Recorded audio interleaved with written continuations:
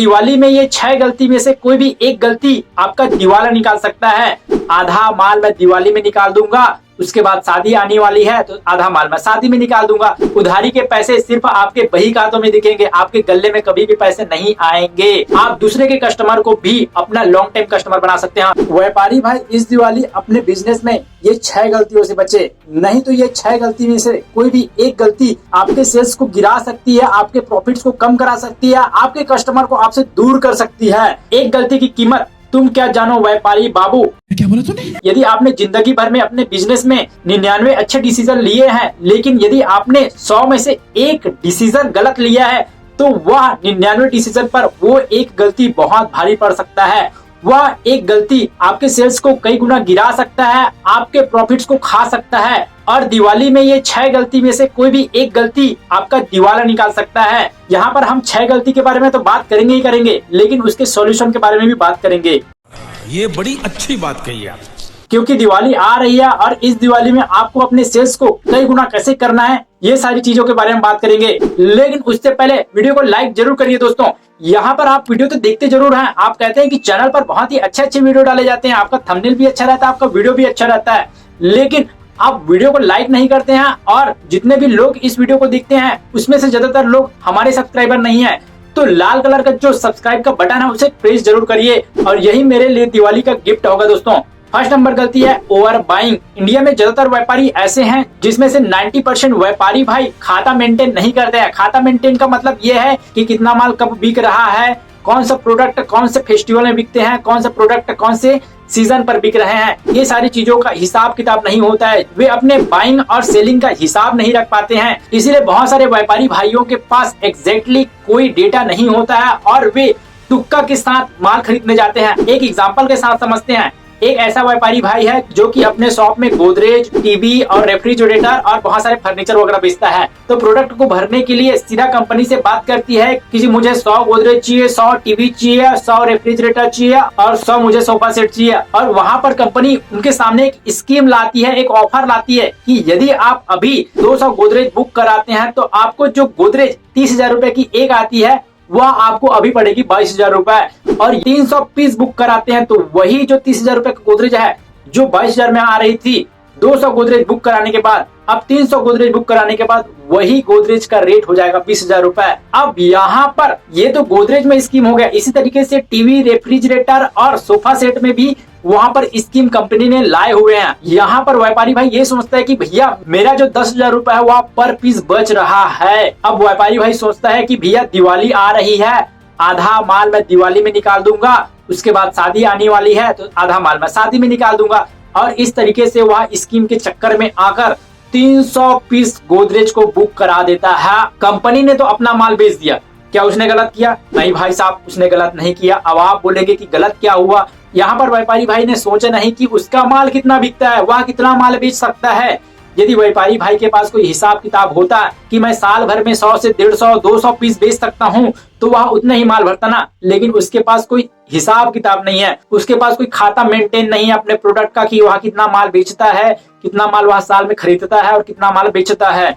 तो इसीलिए उसने 300 पीस ले लिया स्कीम के चक्कर में, लालच में आकर। अब यहाँ पर आती है असली प्रॉब्लम, जब आप माल बेच नहीं पाएंगे। 300 पीस गोदरेज में से आपने 100 पीस दिवाली के आसपास बेच दिया। अब आ गई शादी, 50 से 80 गोदरेज शादी के टाइम पर बेच दिया। अब आपके पास अभी भी पड़े हुए हैं 120 गोदरेज, जबकि साल भर निकल गया है। और इसी तरीके से और भी आपके पास बहुत सारे प्रोडक्ट हैं। तो यहाँ पर 120 गोदरेज आपका जगह भी खाएगी, आपका ब्याज भी खाएगी, आपके गोदरेज में पैसे फंसे हुए हैं अलग, और उस तरीके से और भी बहुत सारे प्रोडक्ट में फंसे हुए हैं। और वह प्रोडक्ट का आउटडेटेड भी हो गया है, क्योंकि मार्केट में डिमांड इतनी तेजी से बढ़ रही है, लोगों को हर समय पर नई नई चीजें चाहिए और आपके पास पड़ा हुआ है पुराना माल, पुराना स्टॉक। तो वो कहते हैं ना भैया, पुराना स्टॉक होता है मुर्दे के समान। देखिए मुर्दा को क्या करते हैं, मुर्दा जैसे घर में भैया जल्दी जल्दी निकालो, सल्टाओ भैया, ये चीज नहीं रहने चाहिए। तो उसी तरीके से आपके पास भी वो स्टॉक पड़े हुए हैं जो कि एक मुर्दा के समान है। तो यहाँ पर सॉल्यूशन ये है कि आप जितना माल बेच सकते हैं उतना ही माल बेचिए, कंपनी की स्कीम के चक्कर में मत आइए।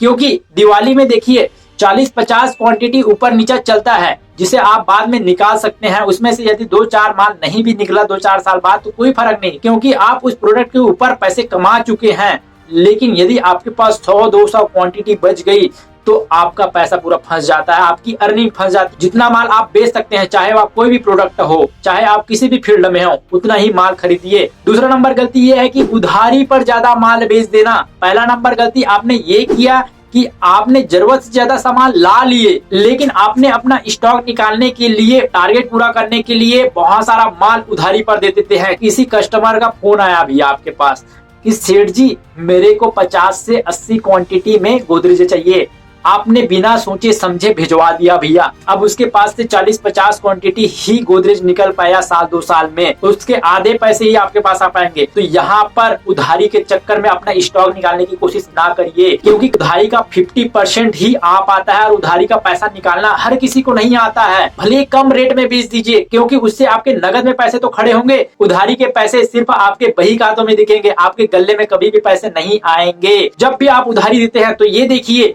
कि यदि किसी का बिल यदि 1 लाख रुपए का बन रहा है तो उसमें से 75,000 आप शुरू में ही ले लीजिए, 25% पैसा ही उधारी दीजिए और उसमें से भी धीरे धीरे पैसे आप लेते रहिए। तो सॉल्यूशन ये है कि अपने जान पहचान वालों को, और आपको इतना कॉन्फिडेंट है कि ये कस्टमर मेरा उधारी दे सकता है, उन्हीं लोगों को उधारी दीजिए। तो भले ही सेल कम करिए, लेकिन उधारी के चक्कर में ना आइए, क्योंकि उधारी आपका प्रॉफिट्स खा जाती है, आपके बिजनेस को स्लो कर देती है। अब चलिए तीसरा नंबर गलती देखते हैं, मार्केटिंग नहीं करना। अब आप बोले दिवाली आ रही है, मेरे पास कस्टमर की भीड़ ऐसी ही लग रही है, मैं मार्केटिंग क्यों करूं भैया, कस्टमर तो ऐसे ही आ रहे हैं, मार्केटिंग करने की जरूरत नहीं है, मार्केटिंग में पैसा क्यों लगाए। तो यहाँ पर मैं आपको एग्जांपल देना चाहता हूँ। आपके मार्केट में है 200 दुकानें, 200 दुकानों में से 190 दुकान मार्केटिंग कर रही है और वे ऑफर भी दे रही है और वे डिस्काउंट भी दे रही है। तो ज्यादातर लोगों के पास जब न्यूज जाएगा कि भैया ये दुकान ऑफर दे रही है, ये डिस्काउंट दे रही है, तो लोग ज्यादा से ज्यादा वही जाएंगे ना, क्योंकि उनको ऑफर चाहिए, उनको डिस्काउंट चाहिए, उनके पैसे बचने चाहिए। कस्टमर तो यही सोचता है कि मेरा पैसा ज्यादा से ज्यादा बचना चाहिए, मुझे कम से कम रेट में प्रोडक्ट मिल जाना चाहिए। तो जब आप मार्केटिंग नहीं करेंगे तो लोगों को पता कैसे चलेगा, वही कस्टमर आपके पास आएंगे जो आपके शॉप को जानते हैं। नए कस्टमर तो आपके पास आएंगे ही नहीं ना, क्योंकि नए कस्टमर को पता ही नहीं है। जब आप मार्केटिंग करेंगे तब पता चलेगा भैया कि आप भी कुछ प्रोडक्ट बेचते हैं, आपके पास भी डिस्काउंट और ऑफर चल रहे हैं। जब भी कोई फेस्टिवल आता है, दिवाली आता है, तो बहुत सारे नए कस्टमर आते हैं और उन नए कस्टमरों को आपको लॉन्ग टाइम कस्टमर में कैसे बदलना है इसके ऊपर भी बात करेंगे। तो जब मार्केट में 190 दुकान ऑफर दे रही है, डिस्काउंट दे रही है, तो ज्यादा से ज्यादा लोग उनके पास जाएंगे ना, आपके पास क्यों आएंगे। कि आपको मार्केटिंग पर ध्यान देनी चाहिए। आप मार्केटिंग बहुत सारे प्रकार के हो सकते हैं, ऑफलाइन हो सकता है, ऑनलाइन हो सकता है। अब आप बोलेंगे ऐसे ही मार्जिन कम है, अब मार्केटिंग करेंगे तो ऐसे ही पैसे जाएंगे, डिस्काउंट देना पड़ेगा, ऑफर देना पड़ेगा, तो ऐसे ही मेरे प्रॉफिट चला जाएंगे। तो भैया यहाँ पर आपको डिस्काउंट और ऑफर तो देना ही पड़ेगा, क्योंकि एक कस्टमर यदि आपका अच्छे से बन जाता है और यदि आपने इस फेस्टिवल में 200 से 300 कस्टमर ऐसे बना लिए अपने बिहेवियर से, अपने प्रोडक्ट से, अपने प्रोडक्ट के प्राइस से, तो वह कस्टमर आपको अगले आने वाले, चाहे आप उस कस्टमर के साथ 5 साल डील करें, 10 साल डील करें, आने वाले 20 सालों तक डील करें, वह कस्टमर आपको लगातार कमा के देते रहेगा।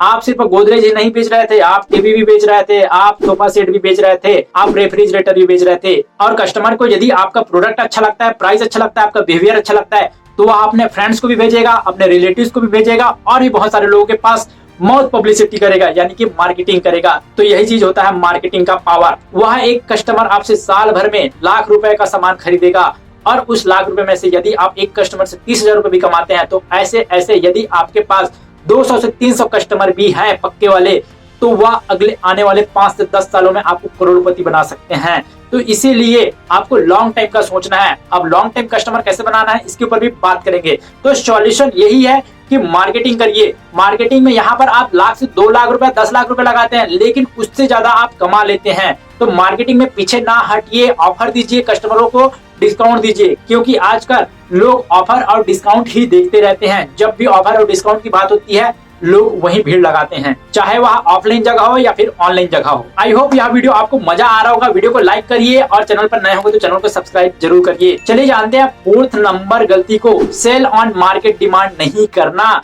देखिए मार्केट में कौन से प्रोडक्ट की डिमांड है, इस चीज को पता करने की कोशिश करिए। बहुत सारे लोग अपने प्रोडक्ट को बदल नहीं पाते हैं, अपने बेचने की तरीके को बदल नहीं पाते हैं, जिसकी वजह से उनको ग्रोथ बिजनेस में मिल नहीं पाती है। इसीलिए वे अपना बिजनेस को ठप कर लेते हैं, खाली पीली बैठे रहते हैं, सेल अच्छे से नहीं कर पाते हैं, वही पुरानी घिसी पिटी चीजों को बेचते रहते हैं। ये बड़ी अच्छी बात कही आप।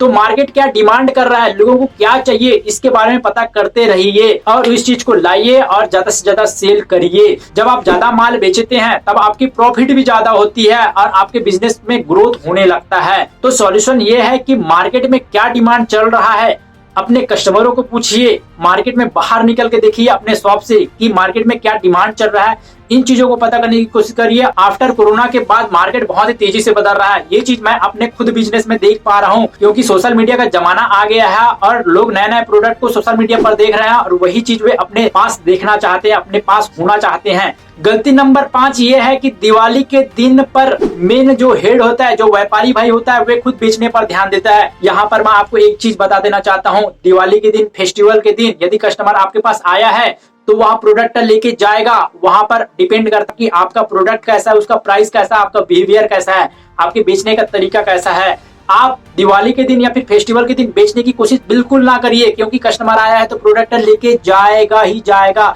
अब यहीं पर आता है PPP। यदि आपका P प्रोडक्ट, P से प्रोडक्ट, आपका प्रोडक्ट बढ़िया है। दूसरा नंबर P, यदि उस प्रोडक्ट का प्राइस बढ़िया है और आपका बिहेवियर बहुत अच्छा है तो वह प्रोडक्ट को आप बिल्कुल सेल कर देंगे। तो यही होता है PPP। यदि आप फेस्टिवल के दिन पर सोचेंगे कि माल भी मैं ही दिखाऊंगा, माल भी मैं ही बेचूंगा, पैक भी मैं ही करूंगा, पैसे भी मैं ही लूंगा, बिल भी मैं ही काटूंगा, सब चीज मैं ही करूंगा, तो आप उस दिन पर ज्यादा सेल नहीं कर पाएंगे। यदि भैया आप ज्यादा सेल करना चाहते हैं तो स्टाफ रखिए। यदि आप बोलेंगे कि मैं अकेला हूँ, 3 से 4 स्टाफ हैं, वही लोग बेचेंगे, नहीं भैया।